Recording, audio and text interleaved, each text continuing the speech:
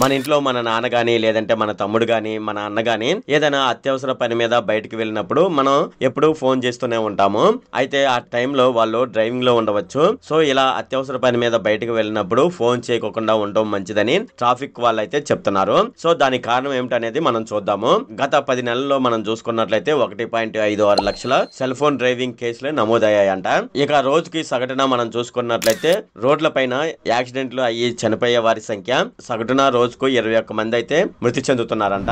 So దీని కారణంగా traffic వాళ్ళు ఏమని చెప్తున్నారంటే ఎవరైనా సరే డ్రైవింగ్ లో ఉన్నప్పుడు కుటుంబ సభ్యులు దానిని మీ బాధ్యతగా తీసుకొని వాళ్ళకు ఫోన్ చేయకుండా ఉండటం మంచిదని చెప్తున్నారు. ఒకవేళ అత్యవసర పరిస్థితుల్లో ఎవరైనా మనకు ఫోన్ చేశారనుకోండి, అంటే మనం డ్రైవింగ్ లో ఉండగా ఎవరైనా ఫోన్ చేశారనుకోండి, సో బండిని పక్కకు తీసి వాళ్ళతో మాట్లాడడం మంచిదని చెప్తున్నారు.